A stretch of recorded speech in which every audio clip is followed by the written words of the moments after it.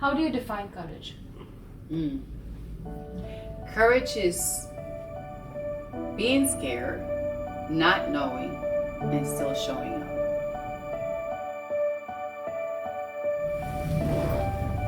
I'm Esther Tanez, an entrepreneur, a mother of 3 boys, and I started with only $10 from the bottom up.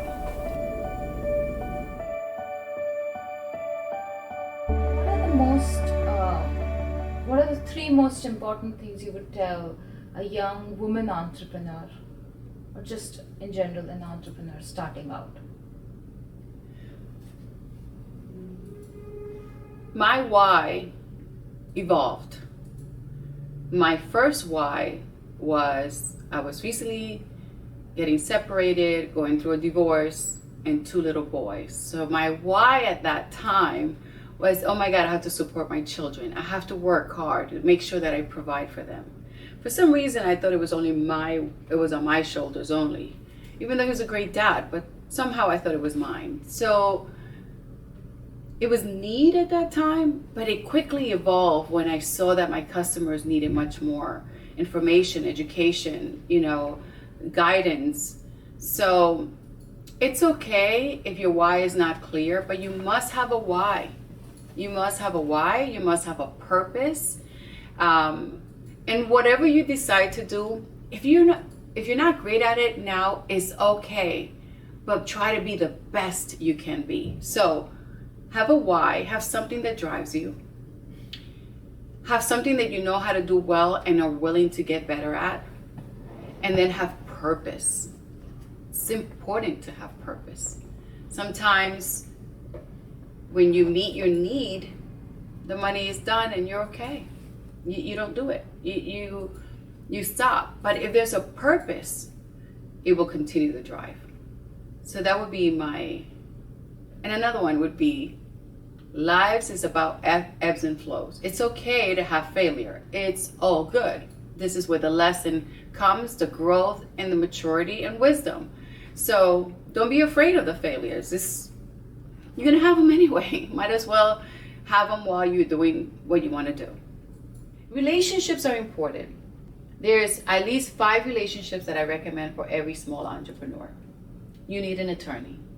Don't sign contracts or leases without an attorney, or any contract, okay? You can put yourself in a really bad situation. You need an accountant, a CPA, especially if you own homes and multiple stuff, you need that. Or at least a tax preparer that understands those things. The bookkeeper, really important. Not every CPA offers bookkeeping. You need bookkeeping. You need to know your numbers to be able to measure and know how to scale. You need to know if you're profitable or not. And not every CPA offers that. So bookkeepers, tax preparers, or bookkeepers and an accountant. You need those 2. So that goes in the accounting. You need a good bank. A bank that understands that you might need a line of credit, what credit cards you should apply for, that really understands your space. And so you can make financial decisions with a good banker. You might need more than one bank, but just so you know. You need an insurance agent, someone like me, preferably me. I'm just kidding. But you need an insurance agent because the insurance is the backup plan for when life brings those hiccups. And it's not if, it's when.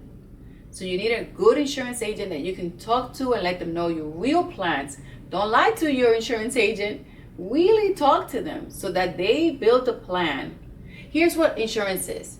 Insurance is basically you're prepaying for an attorney to defend you, and then you have a bag of money, whether it's $1 million worth of coverage or $2 million. It's this bag. Imagine this bag and this nice attorney, and the attorney comes and defends you and fights for you and says, okay, let's see how much money we have in this bag to pay out this claim. That's all it is. Don't get scared. It's the plan, the backup plan. Okay. The other relationship I think everyone should have is a marketing person. You need that. Today, marketing is much more easy and complex. How many platforms? Where should you be? So, accountants, attorneys, insurance bankers, insurance agents, and marketing person. 5 relationships you should have. That is your team of advisors that can help you in every area in the beginning that you will need. You'll need more relationships, but those are core.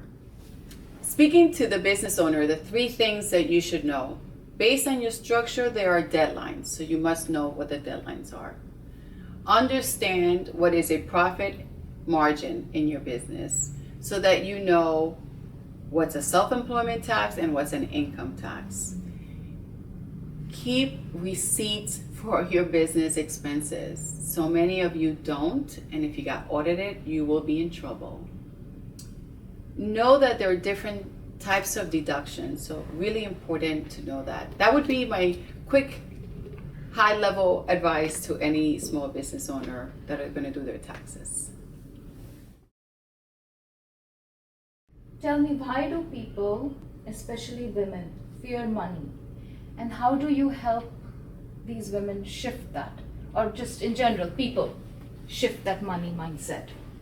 I think part of culture, religion, it's like a soup of all those combinations that we are trained to not think about money or not talk about money. You know, if you're super, super wealthy, the wealthy says, you know, money is silent, you don't speak about it.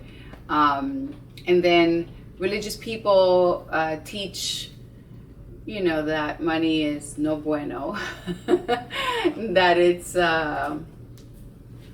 that it leads into sin. I grew up as a pastor's kid, and that was the conversation at home. The conversation about money was never talked about, but also it wasn't taught.